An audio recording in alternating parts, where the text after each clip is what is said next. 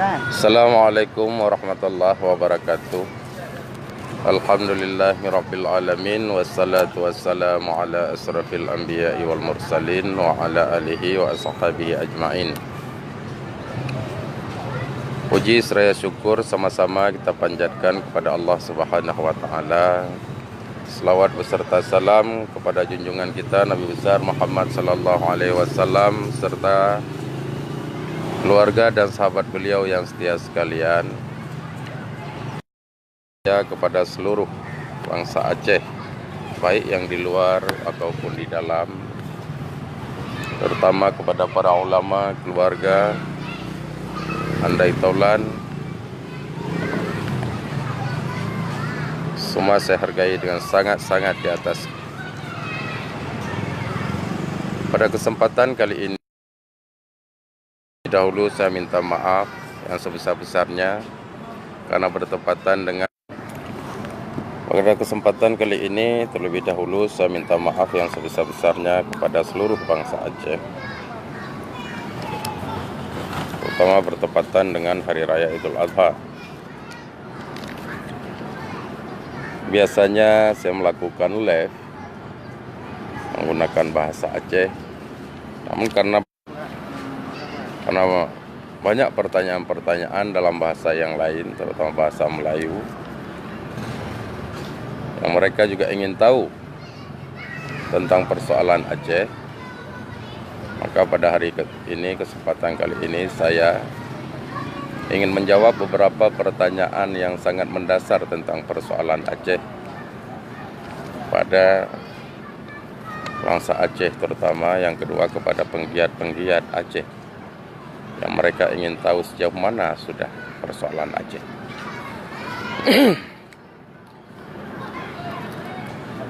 Namun supaya tidak ada klaim dan persoalan di kedepan hari, maka terlebih dahulu saya mungkin berusaha untuk menjabarkan terlebih dahulu bagaimana sejarah bahasa yang digunakan di masa kerajaan Aceh dulu, bahasa-bahasa apa saja yang digunakan oleh kerajaan Aceh. Sepengetahuan saya, ada 5 bahasa utama yang digunakan oleh kerajaan Aceh. Di balik ada 9 bahasa, ada bahasa-bahasa yang lainnya lagi. Karena dulu di masa Aceh Darussalam itu, Aceh itu cukup luas sehingga bahasanya cukup banyak. Tapi bahasa utama yang digunakan itu ada 5, yaitu yang pertama bahasa Aceh, kedua bahasa Gayo, ketiga bahasa Arab, keempat bahasa Alas, yang kelima bahasa Melayu. Tadi 5 bahasa ini adalah bahasa-bahasa yang digunakan masa kerajaan Aceh Darussalam dulu. Karena di sini saya lihat banyak orang kadang yang tidak memahami tentang persoalan sejarah Aceh yang sebenarnya, yang walau yang pada dasarnya saya pun tidak mengetahui keseluruhan dari sejarah tersebut. Namun saya berusaha untuk menjawab hal-hal yang mampu saya jawab, walau segitu banyaknya pertanyaan-pertanyaan yang sangat mendasar tentang persoalan Aceh, yaitu Aceh Darussalam. Namun pada kesempatan ini saya ingin berusaha menjawab beberapa pertanyaan di antara sekian banyaknya pertanyaan yang bila hari ini tidak habis saya jawab, maka akan saya upayakan untuk menjawab pada hari-hari yang berikutnya. Maka pada hari ini, yang pertama pertanyaan pertama adalah mengapa bangsa Aceh benci dengan Jawa? Ini pertanyaan yang paling menjurus. Tapi di sini saya berusaha untuk menjawab. Sebenarnya bangsa Aceh bukan benci, tapi mereka sangat menyayangi bangsa selain daripada bangsa Aceh. Sebagai bukti, terutama kepada bangsa Jawa. Sebagai bukti kita bisa melihat bagaimana dulu di saat mereka masih beraliran masih punya kepercayaan dengan kepercayaan Hinduisme, animisme dan lain-lainnya. Di saat mereka masih terkelabui dengan kepercayaan yang itu adalah kepercayaan yang membawa mereka kepada kekafiran dan jelas itu adalah kafir, bangsa Aceh dengan sangat sadar datang ke sana mengislamkan mereka orang Jawa khususnya dan lainnya, sehingga dari alam jahiliyah seperti halnya masa Rasulullah, di mana kehadiran Rasulullah di Mekah, dari alam jahiliyah menjadi berubah menjadi alam yang terang benderang, alam Islam, alam yang dirahmati. Jadi kalau dikatakan orang Aceh itu benci dengan orang Jawa itu sangat salah. Cuma kebalikan daripada itu yang kita rasakan.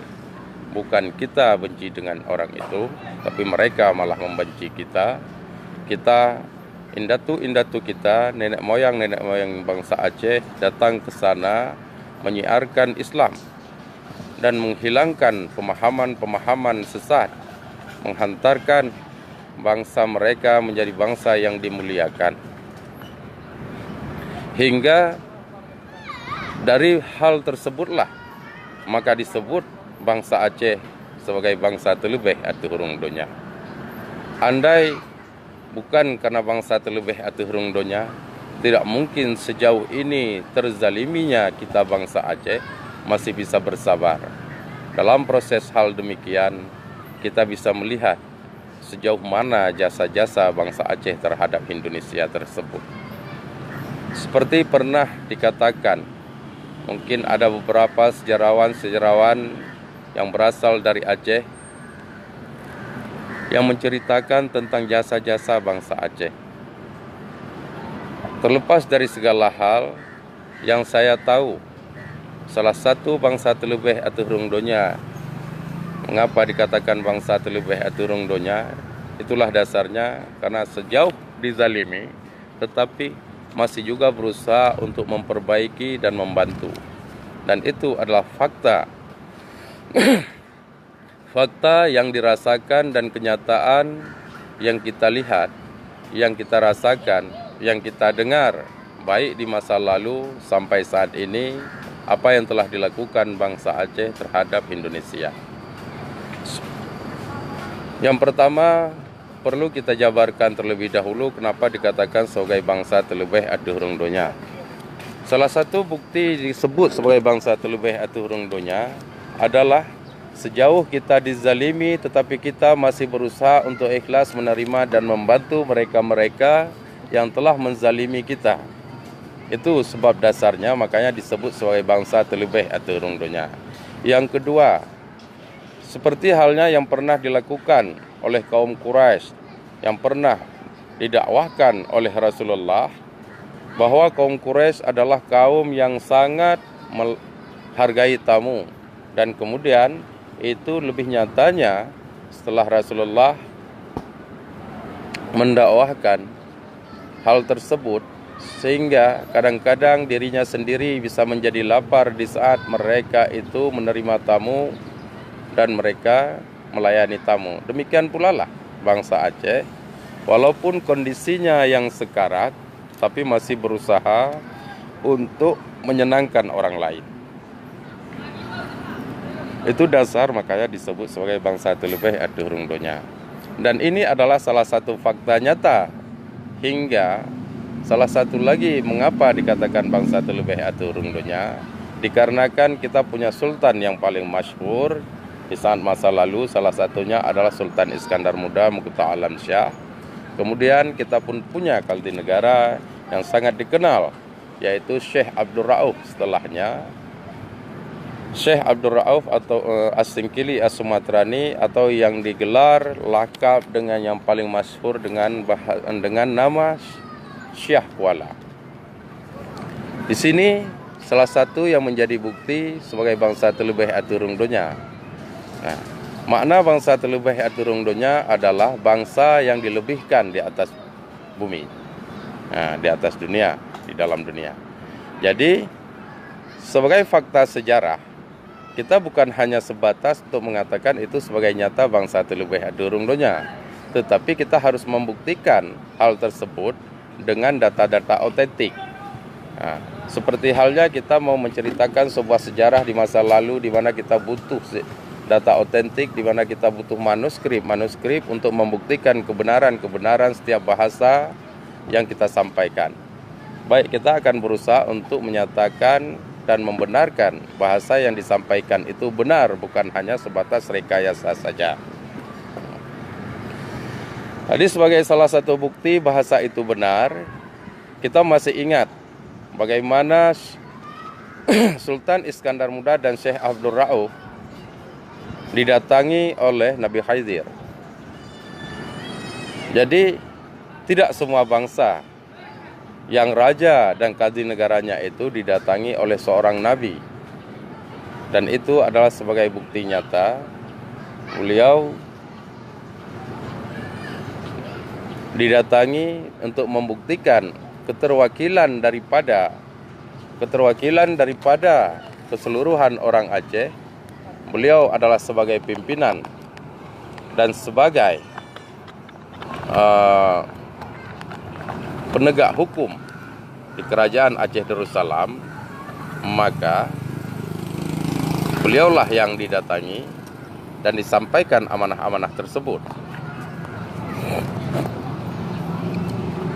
Ini menjadi salah satu bukti nyata bahwa bangsa Aceh adalah bangsa terlebih aturung donya.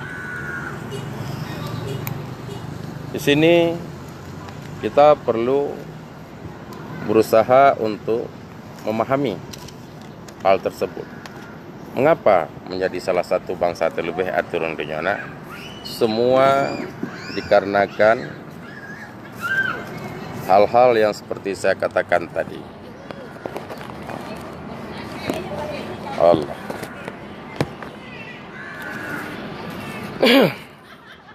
Sehingga Allah memberikan kelebihan-kelebihan kepada orang-orang tertentu yang kelebihan tersebut tidak didapati oleh bangsa-bangsa yang lain ataupun orang-orang yang lain.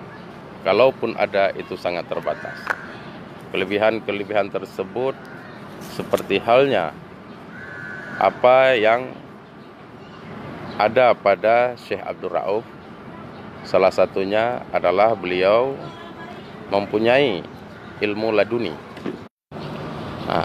Salah satu kelebihannya adalah beliau mempunyai ilmu laduni dan kasyaf. Dan ilmu-ilmu ini bukan hanya diberikan kepada orang-orang biasa saja. Untuk membuktikan bahwa beliau mempunyai ilmu kasyaf. Kasyaf ini adalah ilmu yang dimiliki oleh orang-orang tertentu yang bisa mengetahui bagaimana kisah yang akan terjadi di masa yang akan datang. Hingga kita bisa melihat semua itu sudah terjadi satu persatu. Setelah terjadi hal itu satu persatu, dan ini tinggal hanya menunggu sisa-sisa hal yang akan terjadi seperti yang pernah disampaikan oleh orang-orang, terlebih orang-orang terdahulu, yaitu salah satunya adalah Syekh Abdul Rauf dan Sultan Iskandar Muda. Seperti halnya beliau mengatakan akan terjadi 10 proses, 10 fase terhadap Aceh, dan itu sudah kita lalui, baik yang kita lalui di dalam kehidupan kita di masa akhir sekarang ataupun yang dilalui oleh masa-masa indatu kita terlebih dahulu, yang merasakan, menulis dan menceritakan semua hal tersebut kepada kita, generasi-generasinya. Sudah 9, dan ini fase yang ke-9 memasuki fase yang ke-10, yang proses itu terjadi semua, yang kita rasakan, yang kita nikmati. Dan yang itu, yang ke-10 adalah harapan yang kita ingini oleh setiap bangsa Aceh Darussalam yang yakin dengan semua itu akan terjadi. Baiklah. Saya berusaha untuk kembali kepada dasar pertanyaan tadi, dan kemudian setelahnya saya akan menjabarkan satu persatu. Jasa terlebih aturung, jasa bangsa Aceh untuk Indonesia dan bangsa terlebih aturung donya. Salah satu untuk membuktikan kalau kita ingin menceritakan tentang Syekh Abdul Rauf itu ternyata itu memang sangat luar biasa dan sangat jauh daripada kehidupan masa lalu kita.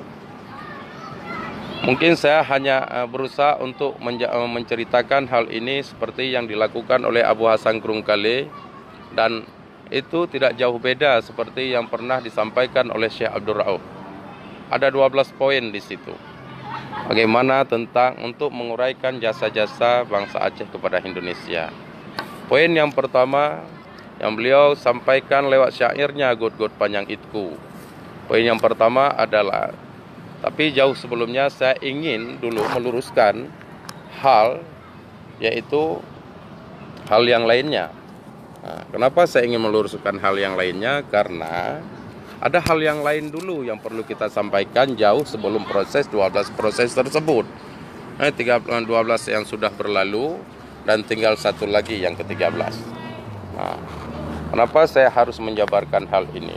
Dikarenakan supaya orang tahu bahwa ini bukanlah hanya sebatas rekayasa. Ini adalah fakta. Karena kalau misalnya kita tidak memberi satu data yang akurat, maka orang akan mengatakan ini adalah sebuah hal yang rekayasa.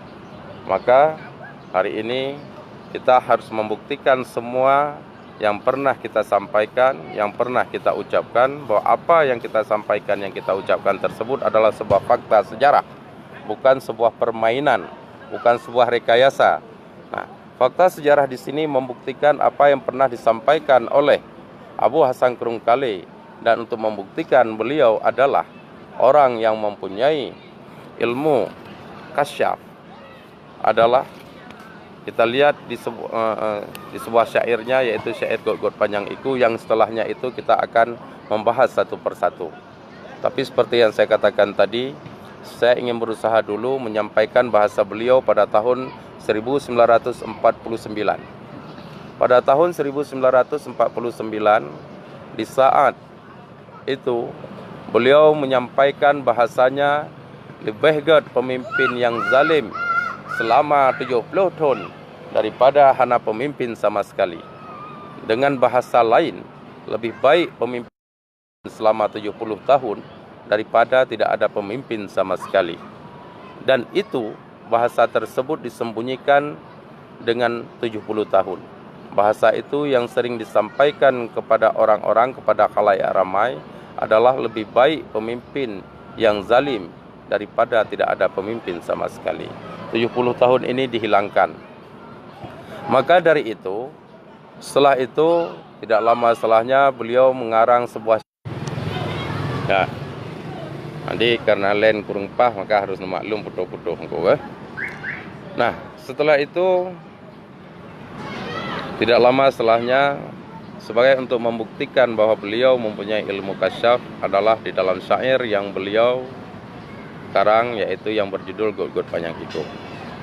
God Panjang Iku itu, kemudian kita akan berusaha untuk membahas satu persatu, supaya terutama bangsa Indonesia, terutama mereka orang Jawa dan lain-lainnya yang hari ini mengakui NKRI laknatullah sebagai negaranya, supaya mereka mengetahui bagaimana jasa bangsa Aceh terhadap negeri ini. Yang pertama, God Panjang Iku. God Panjang Iku itu adalah cikal bakal Garuda Indonesia Airlines, yang itu disumbangkan oleh bangsa Aceh kepada Indonesia. Dan itu sebagai fakta nyata. Sumbangan tersebut merupakan sumbangan obligasi yang itu harus dikembalikan.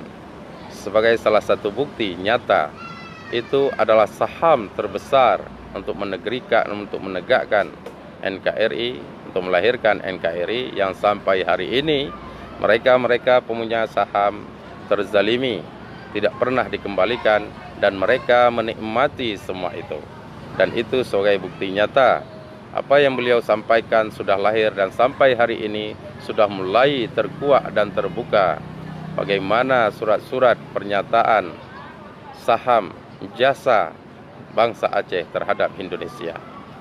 Yang kedua, Gelungku Panjang Mata. Gelungku Panjang Mata ini adalah profit. Kita banyak melihat sejauh mana perjalanan Aceh dalam membantu NKRI laknatullah ini. Kenapa saya katakan laknatullah? Karena mereka tidak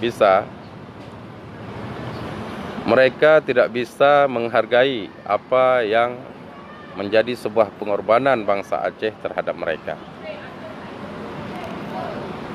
Gelungku Panjang itu adalah profit-profit seperti PT Arun, KKA, mobil oil, Andalas, dan lain-lain sebagainya. Ini adalah gelungku panjang mata. Ini jasa yang sangat luar biasa yang sampai hari ini masih dikerok oleh mereka.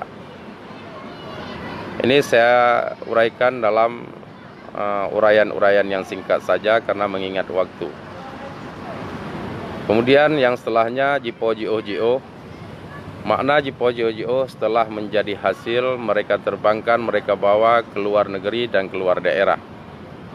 Kemudian JPU Kampung Jawa.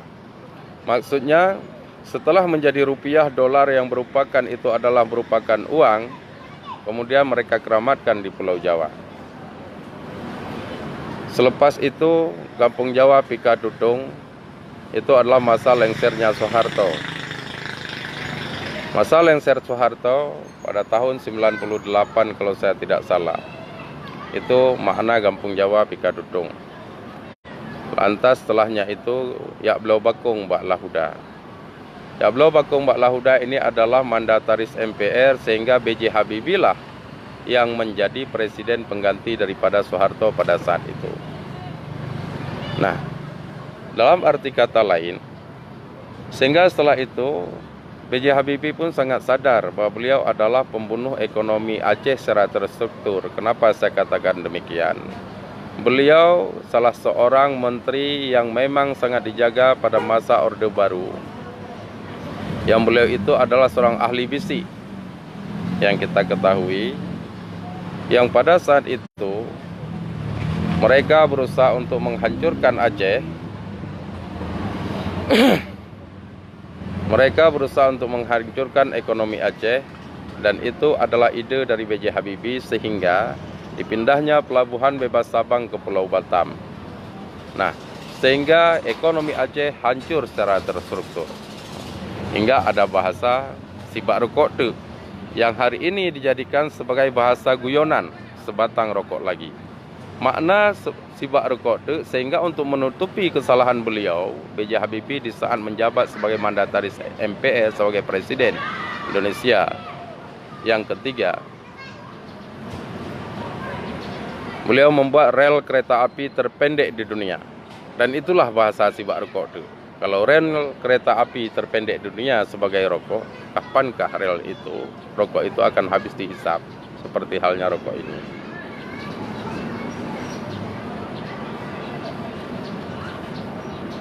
Lantas setelah hal itu terjadi, Yakblo Bakung Mbak Lahuda, kemudian terjadi proses jasa bangsa Aceh dalam proses berikutnya Kerja Hanajadeh. Proses Kerja Hanajadeh ini adalah waktu Koha. Di masa Koha waktu itu sehingga lahirlah proses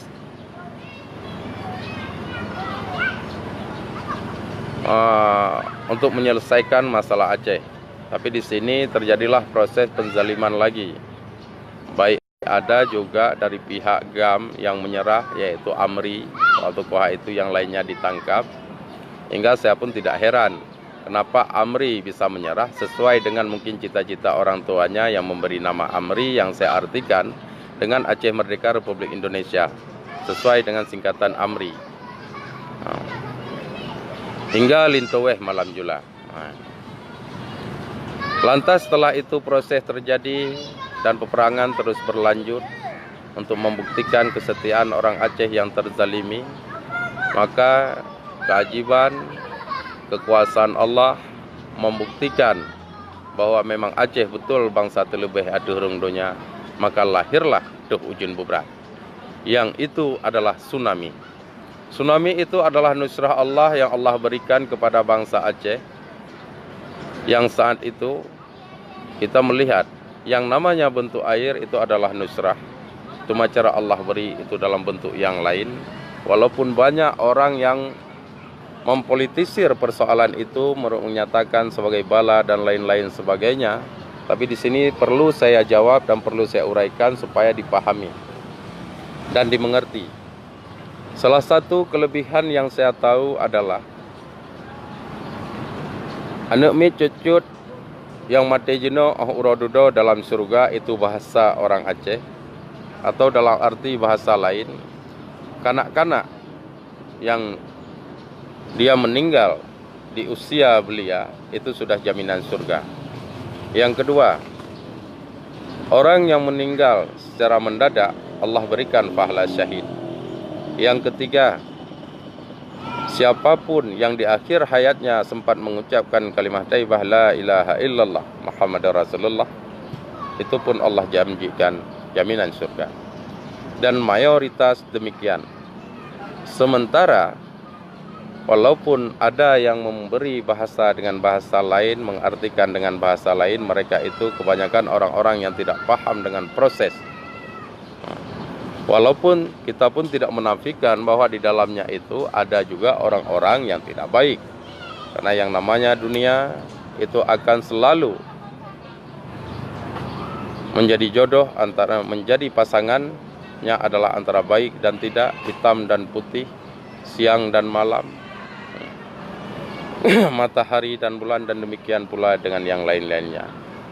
Tapi yang jelas yang kita tahu, hari ini bila kita bisa tahu dengan mereka yang sudah kembali, mereka akan bertanya, sungguh anehnya kalian-kalian yang hidup. Mungkinkah kalian mendapatkan 3 dari salah satu yang kami dapatkan? Oleh mereka, baik yang mati mendadak, ataupun yang di akhir hayat mengucap kalimah la ilaha illallah Muhammadar Rasulullah, ataupun yang belum balik. Kalau kita mau ceritakan tentang masalah balik, malah hari ini kita bukan hanya sebatas punya anak, malah sudah punya cucu. Jelas usia kita sudah lanjut. Demikian pula dengan jaminan mati secara mendadak, itu bukan sebuah jaminan, dan di akhir hayat dengan kalimat thayyibah la ilaha illallah Muhammadar Rasulullah. Itu proses hujum berat, dan itu setelahnya dikarenakan memang tidak bisa digunakan dengan baik, dan itu dijadikan sebagai modal untuk mengembalikan utang-utang Indonesia saat itu sebahagiannya, dan kita tidak sadar. Sehingga ada bahasa orang tua terdahulu dengan bahasa yang kerja urang 3, yang tung laba urang lise. Maksudnya yang kerja orang kuat, maka yang mengambil keuntungan adalah orang-orang cerdik. Dan mereka memposisikan diri sebagai orang cerdik dan bejat, sehingga mereka menzalimi kita. Malah ada bantuan-bantuan dari luar yang kemudian setelahnya mereka zalimi. Dan walaupun ada bahasa yang menyampaikan, ada kadang mengatakan kafir lebih baik, padahal itu bukan. Yang pada dasarnya kafir itu bukan pergi membantu kita, tetapi kenyataan memang Allah sudah menentukan di dalam hukumnya bahwa orang kafir disuruh masuk Islam, dan bila tidak mau masuk Islam disuruh bayar pajak. Dikarenakan masa dalam fase yang keempat ini, fase demokrasi gila non-khilafah, mereka tidak membayar pajak.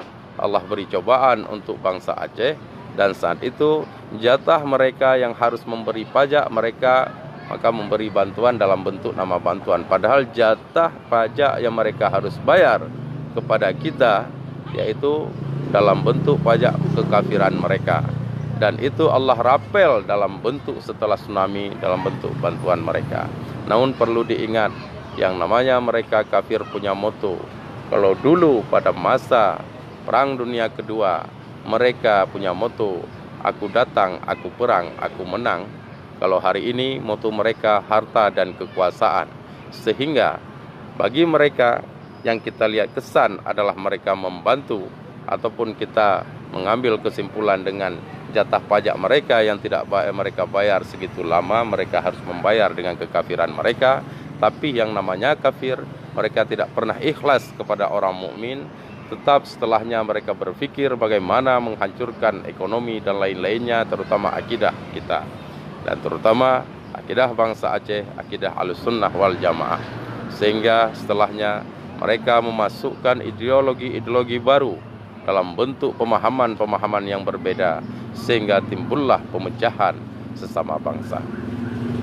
Setelah itu, hadiah yang selanjutnya adalah mutatat baun tube. Itulah seperti yang saya katakan tadi, mutatat baun tube, segitu banyaknya nusrah Allah yang Allah berikan, namun setelahnya mubazir jatuh di tahun tebu, top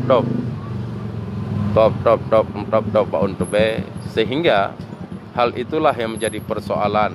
Tanpa kita sadari, pembangunan tanpa blueprint, kemudian anggaran yang ada tidak digunakan tepat sasaran hingga menjadi persoalan baru setelahnya. Hingga lahirlah terkejut urung batat. Siapa itu urung batat?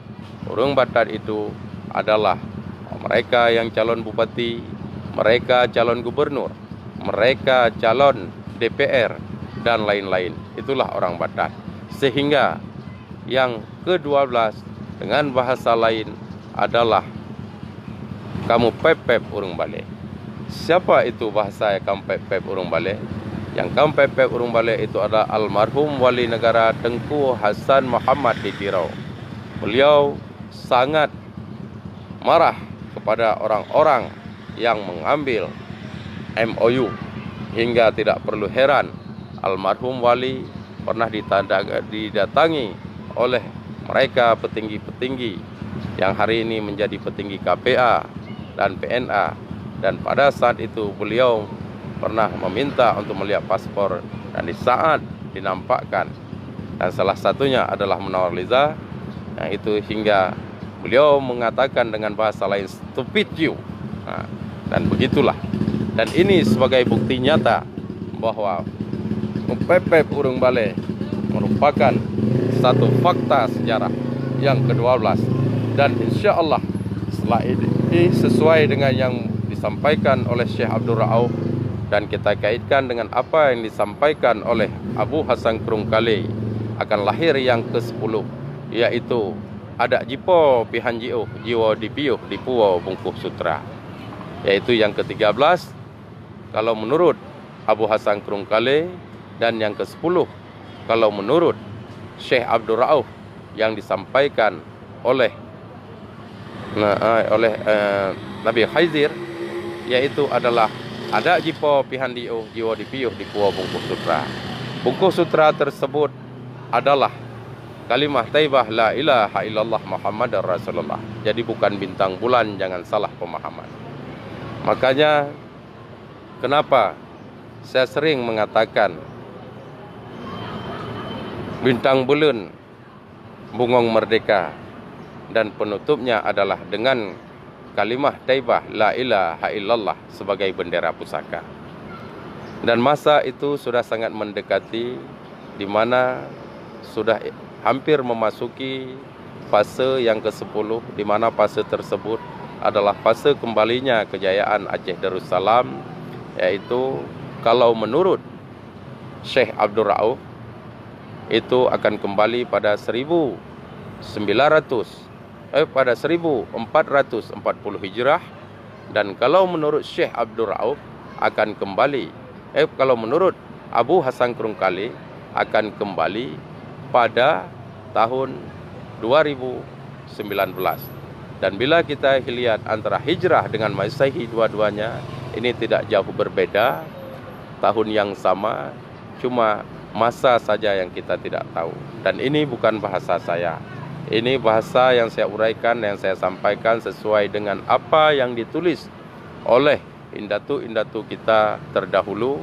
Maka di sini saya perlu memberi pemahaman bahwa terutama orang yang merasa orang Jawa jangan salah paham, jangan gagal paham. Bukan orang Aceh yang benci Jawa, tapi cukup menyayangi orang Jawa, tetapi orang Aceh selalu dizalimi. Nah, hingga setelahnya sampai saya menulis sebuah puisi dengan 5 bait. Yang pertama, melihat negeriku adalah sengsara, kesedihan bangsaku adalah bara, keikhlasan saudaraku adalah senjata, kesabaran itu yang luar biasa, karena harapan bangsaku adalah merdeka. Kalau menurut puisi yang saya pahami, yang saya rangkumkan ke dalam 5 baris syair tersebut, maka ini adalah fase yang keempat memasuki fase yang kelima. Fase yang keempat, kesabaran itu yang luar biasa. Dalam arti kata makna sabar, maka kita butuh ikhtiar, kemudian dimulai dengan laporan, setelah itu ikhtiar dan melapor kembali. Tugas kita berjuang, persoalan berhasil dan tidak itu hak prerogatif Allah. Dan yakinlah seperti pepatah Arab, manjada wajada, siapapun yang sungguh-sungguh dia pasti akan dapat. Sesuai seperti yang kita lihat di masa lalu, kalau kesungguhan mereka yang ujungnya menyerah karena pengri, karena uang recehan, maka itulah yang Allah berikan hasilnya. Hari ini kalau kesungguhan kita yakin dengan kemerdekaan Nanggro Aceh Darussalam, yakinlah bahwa Allah akan memberikan kemerdekaan tersebut. Maka karena mengingat waktu, insya Allah saya untuk sementara harus mohon izin, dan insya Allah setelah ini saya akan berusaha untuk menguraikan yang lain-lainnya. Tapi yang jelas, yang perlu kita pahami, yang perlu kita ketahui, bersatu, teguh, bercerai runtuh, Aceh maju ke depan kalau kita yakin secara bersama, membela secara bersama, dan yakin apa yang pernah disampaikan oleh indatu-indatu kita, orang-orang tua kita terdahulu, bahwa Aceh insya Allah akan merdeka di dalam hukum Allah sesuai dengan ketentuan Allah. Maka dari itu bersatulah bangsaku kalau ingin Aceh maju dan berjaya di dalam hukum Allah. Yakinlah Aceh akan kembali berjaya dan maju bila kita mau berhukum dengan hukum Allah. Dan jangan pernah kita bermimpi Aceh ini akan merdeka kalau berhukum dengan hukum laknatullah. Insya Allah, dengan izin Allah, saya yakin kalau kita mau bersama-sama berfikir, saling memahami, saling ringan sama dijinjing, berat sama dipikul, ringan sama dijinjing, insya Allah akan berhasil. Bukan saling menggunting dalam lipatan, mengambil kesempatan, itu merupakan penzaliman yang seterusnya. Maka dari itu, pembahasan kali ini saya akhiri dengan lebih kurang saya minta maaf, mengingat waktu. Insya Allah lain kali kita akan sambung kembali. Subhanallah wa bihamdihi, subhanakallahumma wa bihamdika, asyhadu an la ilaha illa anta, astaghfiruka wa atubu ilaih. Saya tutupi dengan mohon maaf lahir dan batin, jaro sipluh diadu ule lun megade ni bak bangsa. Assalamualaikum warahmatullahi wabarakatuh.